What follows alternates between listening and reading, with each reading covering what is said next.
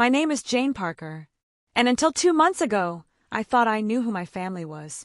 I thought I understood loyalty, legacy, and what love was supposed to look like between a mother and daughter. I was wrong. So very wrong. I remember the exact moment everything cracked. It was a Wednesday. Isn't that funny? Life-shattering betrayals always sound like they should happen on dramatic stormy nights, not on quiet midweek afternoons when the sun is shining and birds are chirping. But there I was, in my mother's polished living room, sipping tea from the china set she only took out for guests and guilt trips. She sat across from me, legs crossed, that familiar icy smile tugging at her lips. You know the one, where the corners curl but the eyes are dead. The kind of smile you see in movies right before someone gets poisoned. "Jane," she said, her voice sweet but razor-sharp. "You've always had such a flair for drama. But it's time to stop pretending." "Pretending what?" I asked, confused. I had only come over because she said we needed to talk about the estate. My father had passed 3 weeks prior, and while we hadn't been close, I was still grieving in my own way. Or trying to. She set her cup down delicately and tilted her head. "You're not family anymore." I blinked. I genuinely thought I misheard. "Excuse me." "You're not family," she repeated, slower this time. "Your father's will has been updated. Everything goes to Nathan. You've been removed." Nathan. My half-brother.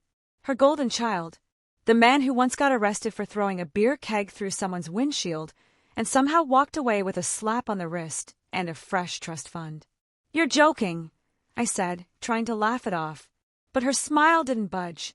"I'm really not, and I think it's best you don't attend the will reading. It would be awkward." That's when I realized this wasn't just about money. It wasn't about the house, or the cars, or the art collection my dad spent his life curating. This was about erasing me. Quietly, deliberately, and permanently. I stood up. My heart was pounding, so loudly I was sure she could hear it. "You're unbelievable," I whispered. "I'm practical," she said. "Your father finally saw you for who you are. Difficult, stubborn, ungrateful. You never appreciated what we did for you. What they did for me. Like forgetting my high school graduation, or mocking me for going into nonprofit work instead of corporate law, or letting Nathan borrow my college fund and never paying it back." I clenched my jaw and walked out. I didn't slam the door. I wanted her to know I wasn't angry. Not yet. I was calculating. I went home and poured myself a glass of wine. Cheap wine, because I pay my own bills, and started digging. I called Dad's old assistant. Her name was Carla, and she adored me. She picked up on the second ring. "Jane. Oh my God. How are you holding up?" "I've been better," I said, skipping the pleasantries.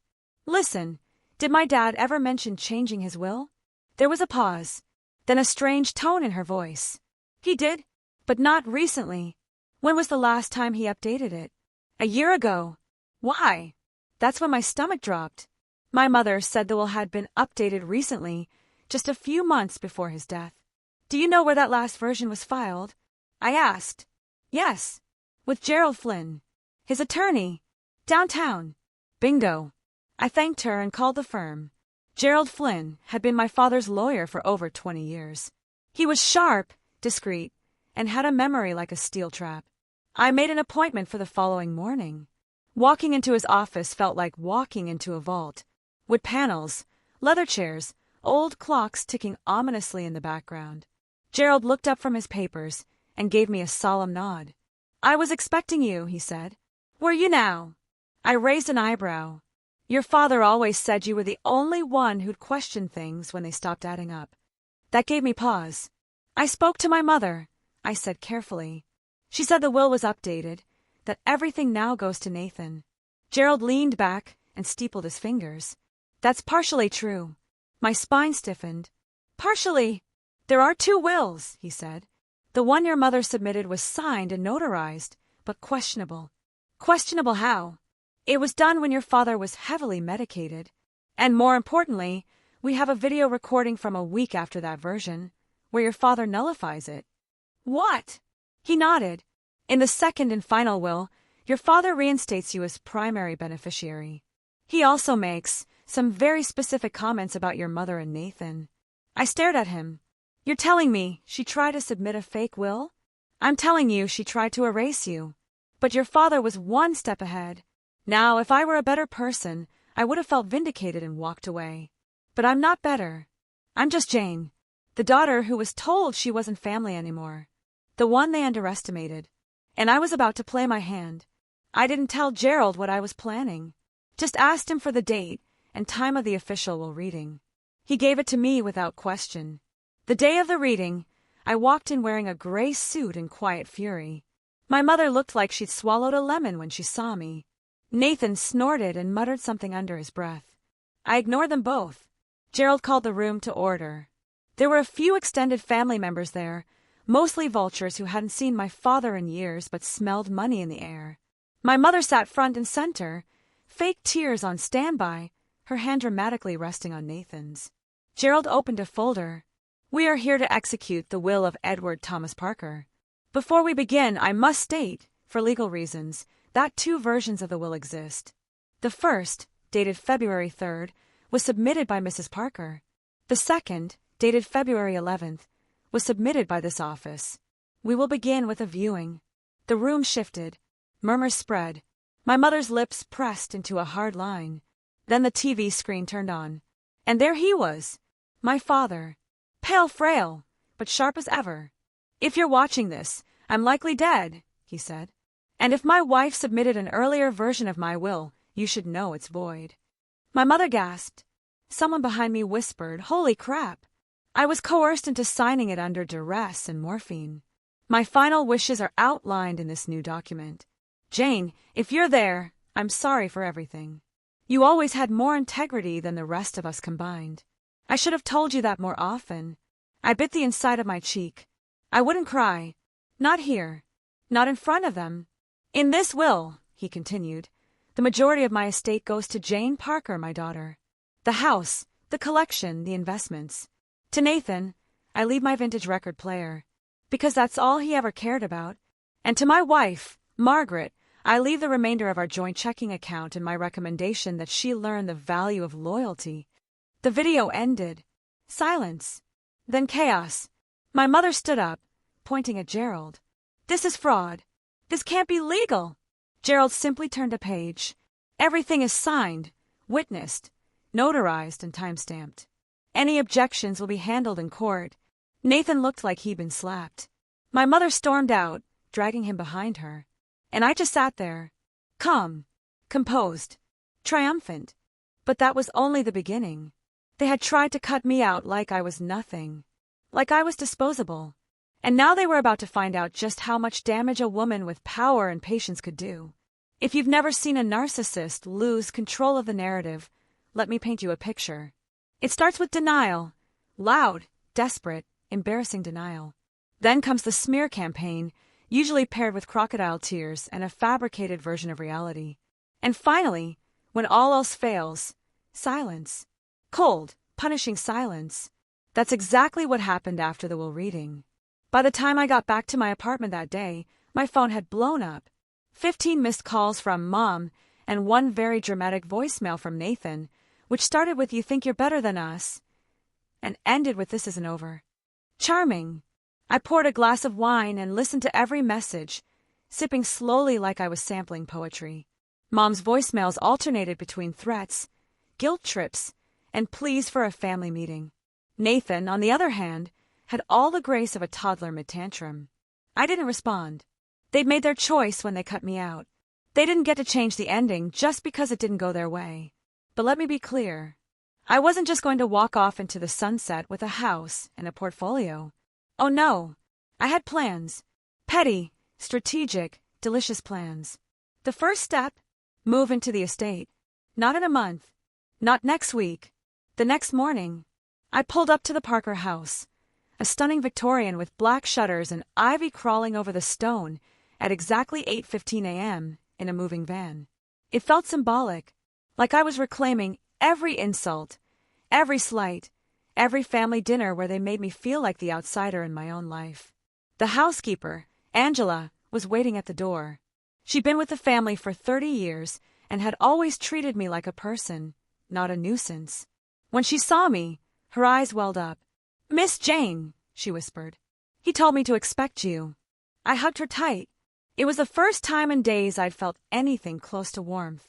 As we unpacked, I asked about the last few months of my father's life. "He wasn't well," she said softly, "but he was sharp, especially when your mother wasn't around. He said he'd made mistakes, that he'd let her get away with too much. He was scared Nathan would ruin everything he built." I nodded. That tracked. Inside the study, my father had left behind a handwritten note. It was tucked in a drawer beneath an old chessboard. "Jane, if you're reading this, then you know the truth. I hope you use it well. Not to destroy, but to restore. You have more strength than any of us ever gave you credit for. Use it wisely." It wasn't an apology. Not really. But it was something.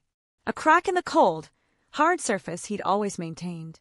I spent the next few days settling in. And when I say settling in, I don't mean lounging. I meant digging. Because if my mother and Nathan had been willing to commit fraud to cut me out, then chances were this wasn't their first rodeo. And I was curious, very curious, about what else they tried to bury. I started in my father's office. Files, cabinets, password-protected drives. It was all there. Turns out, Dad had been meticulous. Every document, every financial statement, every whisper of a shady deal Nathan tried to make behind his back, recorded, dated, and annotated in that neat, scrawling handwriting I remembered from childhood. The best file, a detailed breakdown of how my mother had slowly drained one of the family trusts to fund her luxury, lifestyle consulting business. A business that, by the way, had 0 clients and multiple receipts for spa days and Cartier bracelets.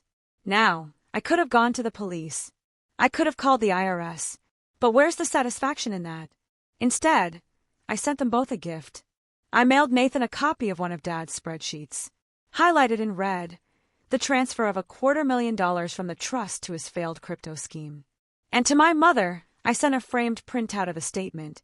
"You're not family anymore," in elegant calligraphy, nestled in a gift box with a set of court subpoena papers I hadn't filed. Yet, she got the message. Within 2 hours, I received a text. "What do you want?" I stared at it for a long time. Then I replied, "You'll find out." Because I wasn't done. Not even close. The next part was going to take precision. See, my mother had her claws deep in the town. She chaired charity boards, hosted fundraisers, smiled for cameras. She had crafted this pristine public image of a grieving widow and community saint. And I was about to rip the mask off. There was a gala coming up, a high society event she co-hosted every year at the City Museum. Think champagne fountains, live quartets, and silent auctions for overpriced art. She'd already told the press she would be donating in my father's name. What a lovely tribute. I RSVP'd as a major donor under a different name, Janet Porter. Cute, right? I arrived the night of the event in a tailored red gown and a smirk that could cut glass. As soon as I walked in, my mother froze. She was mid-toast, standing on the small stage, spotlight on her. Her mouth hung open like she'd seen a ghost. I didn't break stride. I went straight to the event coordinator and handed her a USB drive. "This is the tribute video," I said. She blinked. "From who?" "The Parker family," I replied. She took it without a second thought. After all, it had been a tradition. Every year, a short video honoring the Parker family legacy. I stood back and waited. 10 minutes later, the lights dimmed. A hush fell over the room. The screen flickered on.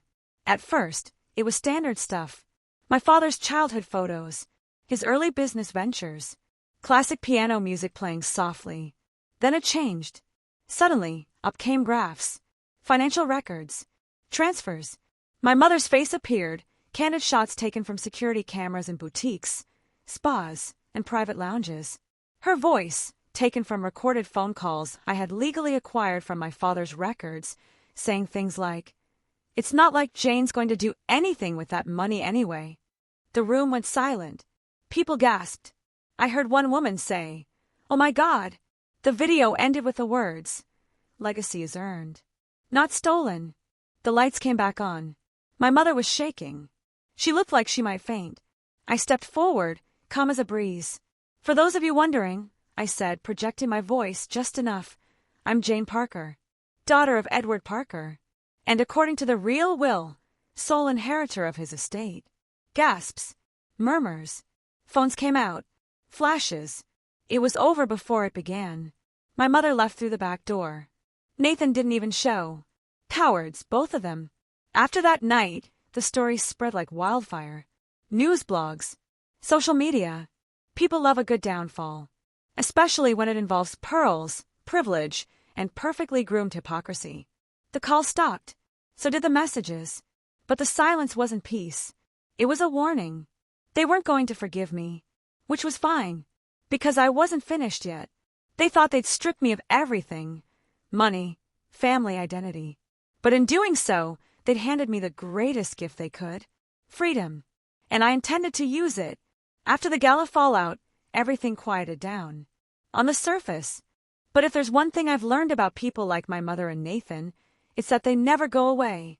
They retreat. They regroup. And then they come back. Uglier and more entitled than ever. So I waited. I spent the next few weeks restoring the house. Not just the furniture or the antiques, but its dignity. I brought back the original art my mother had sold off for quick cash. I rehired staff she'd fired out of spite. I opened the study to the local historical society for tours, in honor of my father's business legacy. I did more in a month than they had in a decade, but I knew the storm was coming. It arrived on a Tuesday. My attorney called me in for what she said was an urgent development. When I walked into her office, she looked amused. Not concerned, just mildly entertained. "Jane," she said, holding up a thick envelope, "your mother and Nathan are contesting the will." I blinked. "On what grounds?" She smiled. "Undue influence, emotional manipulation, and, you'll like this one, psychological harassment." I actually laughed. They're accusing me of manipulating a man who literally recorded himself saying he was of sound mind and cutting them out willingly. Exactly. Let them. Her eyebrows lifted. "That's your plan." "Oh, I'm not done yet," I said. "But I want them to think they're winning. For a little while. Because here's what they didn't know. There was a second will. Not a legal one. Not one the court recognized. A private one. A letter. My father had left it in the floorboard of the study. It was addressed simply, to the one who finds this last. It was dated 2 days after the final will. In it, he confessed everything.